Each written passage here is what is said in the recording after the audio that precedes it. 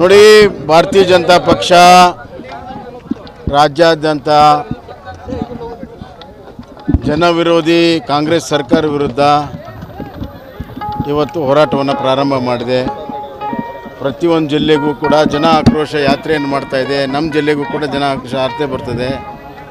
ಈ ಮಧ್ಯೆ ಹಾವೇರಿ ಜಿಲ್ಲೆಯಲ್ಲಿ ಅಹೋರಾತ್ರಿ ಧರಣಿ ಮಾಡಬೇಕಂತೇಳಿ ಜಿಲ್ಲಾದ ಎಲ್ಲ ಪ್ರಮುಖರು ನಿರ್ಣಯ ತೆಗೆದುಕೊಂಡ ನಿಮಿತ್ತವಾಗಿ ಇವತ್ತು ಇಲ್ಲಿ ಅಹೋರಾತ್ರಿ ಹೋರಾಟವನ್ನು ನಾವು ಪ್ರಾರಂಭ ಮಾಡಿದ್ವಿ.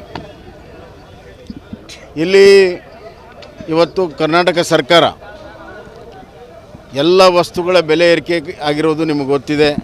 ಹಾಲಿನಿಂದ ಹಿಡಿದು ಆಲ್ಕೋಹಾಲ್ವರೆಗೂ, ಡೀಸೆಲ್ಲು, ಪೆಟ್ರೋಲು, ಎಲ್ಲ ಸ್ಟ್ಯಾಂಪ್ ಪೇಪರು, ನೀವು ಇಂಥ ವಸ್ತುಗಳ ಎಲೆಕ್ಟ್ರಿಸಿಟಿ, ನೀರು ಎಲ್ಲ ಬೆಲೆ ಏರಿಕೆಯನ್ನು ಮಾಡಿದ್ದಾರೆ. ಅದು ವರ್ಷಾನುಪೂರ್ತಿ ಒಂದೊಂದೇ ಬೆಲೆ ಏರಿಕೆಯನ್ನು ಮಾಡ್ಕೊಂಡು ಬರ್ತಾಯಿದ್ದಾರೆ. ಸರ್ಕಾರ ದಿವಾಳಿಯಾಗಿದೆ. ಬರುವಂಥ ದಿನಗಳಲ್ಲಿ ಸರ್ಕಾರದ ನೌಕರರಿಗೂ ಕೂಡ ಸ್ಯಾಲ್ರಿ ಕೊಡೋದು ಕಷ್ಟ ಆಗ್ತಿದೆ ಅಂತ ಆರ್ಥಿಕ ಇಲಾಖೆಯ ಆಫೀಸರ್ಗಳೇ ಹೇಳ್ತಾಯಿದ್ದಾರೆ. ಇದು ಒಂದು ಭಾಗ. ಆದರೆ ಅಭಿವೃದ್ಧಿ ಸಂಪೂರ್ಣವಾಗಿ ಶೂನ್ಯ ಆಗಿದೆ. ಕಾಂಗ್ರೆಸ್ಸಿನ ಶಾಸಕರೇ ಅಭಿವೃದ್ಧಿ ಆಗ್ತಾಯಿಲ್ಲ ಅನ್ನುವಂಥದ್ದು ಡಂಗುರ ಹೊಡಿತಾ ಇದೆ. ಮೂರನೇದಾಗಿ ಭ್ರಷ್ಟಾಚಾರ ತುಂಬಿ ತುಳುಕ್ತಾ ಇದೆ. ಭ್ರಷ್ಟಾಚಾರ ಇದೆ ಅಂಥೇಳಿ ಕಾಂಗ್ರೆಸ್ ಶಾಸಕರು, ಕಾಂಗ್ರೆಸ್ಸಿನ ಮುಖ್ಯಮಂತ್ರಿಗಳ ಆರ್ಥಿಕ ಅಡ್ವೈಸರಿಂದ ಹಿಡಿದು ಎಲ್ಲರೂ ಕೂಡ ಇವತ್ತು 60% ಸರ್ಕಾರ ಅಂಥೇಳಿ ಕಾಂಗ್ರೆಸ್ನವರು ಹೇಳ್ತಾ ಇದ್ದಾರೆ. ಮತ್ತು PWD ಕಾಂಟ್ರಾಕ್ಟರ್ಗಳ ಅಸೋಸಿಯೇಷನ್ನ ಎಲ್ಲ ಸದಸ್ಯರು ಹೇಳಿದರು ಪರ್ಸೆಂಟೇಜ್ ಜಾಸ್ತಿ ಆಗಿದೆ ಅಂತ. ಎಕ್ಸೈಸ್ ಮಾರಾಟ ಮಾಡೋ ಅಸೋಸಿಯೇಷನ್ದವ್ರು ಹೇಳಿದರು ಸಿಕ್ಕಾಪಟ್ಟೆ ಭ್ರಷ್ಟಾಚಾರ ನಡೀತಾ ಇದೆ ಅಂತ. ಎಲೆಕ್ಟ್ರಿಸಿಟಿ ಕಾಂಟ್ರಾಕ್ಟರ್ ಸುದ್ದ ಅವರು ಕೂಡ ಹೇಳಿದರು ಸಿಕ್ಕಾಪಟ್ಟೆ ಭ್ರಷ್ಟಾಚಾರ ನಡೀತಾ ಇದೆ ಅಂತ. ಇಷ್ಟೆಲ್ಲ ಆದರೂ ಕೂಡ ಮುಖ್ಯಮಂತ್ರಿಗಳು ಕಣ್ಣು ಮುಚ್ಕೊಂಡು ಕೂತಿದ್ದಾರೆ. ಇದರಲ್ಲಿ ಎಲ್ಲರೂ ಕೂಡ ಇದರಲ್ಲಿ ಭಾಗಿಯಾಗಿದ್ದರಿಂದ ಇದರ ವಿರುದ್ಧ ಜನ ಆಕ್ರೋಶಗೊಂಡಿದ್ದಾರೆ. ದಿನನಿತ್ಯ ಬದುಕು ಕಷ್ಟ ಆಗಿದೆ. ಬಡವನ ಬದುಕು ಭಾರವಾಗಿದೆ. ಒಂದು ಕಡೆ ಗ್ಯಾರಂಟಿ ಅಂಥೇಳಿ ಗ್ಯಾರಂಟಿನೂ ಕೂಡ ಸರಿಯಾಗಿ ಕೊಡದೆ, ಇನ್ನೊಂದು ಕಡೆ ದೊಡ್ಡ ಪ್ರಮಾಣದ ತೆರಿಗೆಯ ಭಾರ ಬಡವನ ಮೇಲೆ ಹೇರ್ತಾ ಇದ್ದಾರೆ. ಇವತ್ತು ಉದಾಹರಣೆಗೆ ಹಾಲಿನ ಸಬ್ಸಿಡಿ ಸರ್ಕಾರ ಕೊಡಬೇಕಾಯಿತು, ಪ್ರೋತ್ಸಾಹಧನ 500 ಕೋಟಿ ರೂಪಾಯಿ. ಅದು ಕೊಡೋ ಬದಲು ಹಾಲಿನ ದರವನ್ನು ಹೇರಿಸಿ ಈಚೆಗೆ ರೈತರಿಗೂ ಇಲ್ಲ, ಈಚೆ ಗ್ರಾಹಕರಿಗೂ ಇಲ್ಲ. ಆ ಪರಿಸ್ಥಿತಿ ಇವತ್ತು ಇದೆ. ಇದರೆಲ್ಲರ ವಿರುದ್ಧ ಸುದೀರ್ಘವಾದಂಥ ಹೋರಾಟ ಪ್ರಾರಂಭ ಆಗಿದೆ. ಅದರ ನಿಮಿತ್ತವಾಗಿ ಇವತ್ತು ಹಾವೇರಿ ಜಿಲ್ಲೆಯಾದ್ಯಂತ ಎಲ್ಲ ಜನರ ಒಂದು ಧ್ವನಿಯಾಗಿ ಈ ಅಹೋರಾತ್ರಿ ಧರಣಿಯನ್ನು ನಾವು ಮಾಡ್ತೇವೆ. ಸಂಘದ ರಾಜ್ಯಾಧ್ಯಕ್ಷ ಮಂಜುನಾಥ್ ಆರೋಪ ಮಾಡ್ತಾರೆ, ಕಳೆದ ಸರ್ಕಾರಕ್ಕಿಂತ ಈ ಸರ್ಕಾರದಲ್ಲಿ ಕಮಿಷನ್ ಹಾವಳಿ ಜಾಸ್ತಿ ಆಗಿದೆ.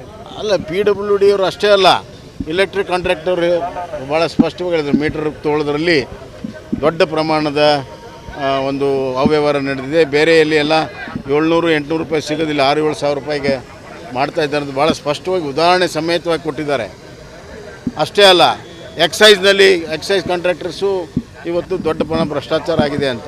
ಹೀಗಾಗಿ ಒಂದು ಕಡೆ ಆರ್ಥಿಕವಾಗಿ ದಿವಾಳಿ ಆಗಿರೋದಕ್ಕೂ, ಕಾಂಟ್ರಾಕ್ಟರ್ ಬಿಲ್ ಇಲ್ಲದಕ್ಕೂ, ಭ್ರಷ್ಟಾಚಾರ ಇರೋದಕ್ಕೂ ಮತ್ತು ಅದನ್ನು ಜನರ ಮೇಲೆ ಹೊರೆ ಹಾಕಿರುವಂಥ ಬೆಲೆ ಏರಿಕೆಯ ವಿರುದ್ಧ ಯಾವಾಗ ಈ ಸರ್ಕಾರ ತೊಗಲಿತು ಅನ್ನುವಂಥ ಜನಸಾಮಾನ್ಯರ ಒಂದು ಭಾವನೆ ಇದೆ.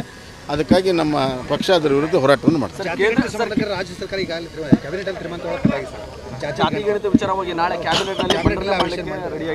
ನಾವು ಅವತ್ತಿಂದ ಹೇಳ್ತಾ ಇದ್ದೀವಿ, ನೀವು ಏನು ನಿರ್ಧಾರ ಮಾಡ್ತೀರಿ ಮಾಡಿರಿ, ಎಲ್ಲ ಬಹಿರಂಗವಾಗಿ ಬರಲಿ ಅಂತ. ನನಗೆ ಅರ್ಥ ಆಗ್ತಾಯಿಲ್ಲ. ಈಗ ವರದಿ ಕೊಟ್ಟು 1 ವರ್ಷ ಆಯಿತು, ಮುಖ್ಯಮಂತ್ರಿಗಳು ಯಾಕೆ ಮುಚ್ಚಿಟ್ಕೊಂಡಾರ ಅಂತ ನಂಗೆ ಅರ್ಥ ಆಗ್ತಾಯಿಲ್ಲ. ಅದರಲ್ಲಿ ಏನಿದೆ ಮುಚ್ಚಿಡೋದು? ಮಾಡ್ತೀವಿ ಅಂತಾರೆ ಮುಂದೆ ಹಾಕ್ತಾರೆ, ಮಾಡಲಿ ಅವರು. ಅದು ನಾಳೆ ತೀರ್ಮಾನ ಮಾಡಲಿ, ಆಮೇಲೆ ಕಮೆಂಟ್ ಮಾಡ್ತಾರೆ. ನೋಡಿ, ಭಾರತೀಯ ಜನತಾ ಪಕ್ಷ ರಾಜ್ಯಾದ್ಯಂತ ಜನ ವಿರೋಧಿ ಕಾಂಗ್ರೆಸ್ ಸರ್ಕಾರ ವಿರುದ್ಧ ಇವತ್ತು ಹೋರಾಟವನ್ನು ಪ್ರಾರಂಭ ಮಾಡಿದೆ.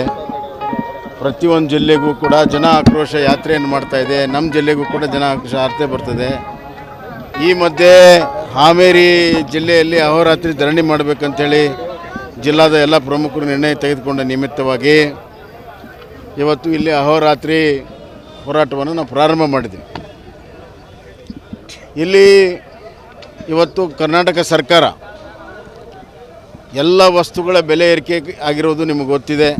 ಹಾಲಿನಿಂದ ಹಿಡಿದು ಆಲ್ಕೋಹಾಲ್ವರೆಗೂ ಡೀಸೆಲ್ಲು ಪೆಟ್ರೋಲು ಎಲ್ಲ ಸ್ಟ್ಯಾಂಪ್ ಪೇಪರು ನೀವು ಇಂಥ ವಸ್ತುಗಳ ಎಲೆಕ್ಟ್ರಿಸಿಟಿ ನೀರು ಎಲ್ಲ ಬೆಲೆ ಏರಿಕೆಯನ್ನು ಮಾಡಿದ್ದಾರೆ. ಅದು ವರ್ಷಾನುಪೂರ್ತಿ ಒಂದೊಂದೇ ಬೆಲೆ ಏರಿಕೆಯನ್ನು ಮಾಡ್ಕೊಂಡು ಬರ್ತಾಯಿದ್ದಾರೆ.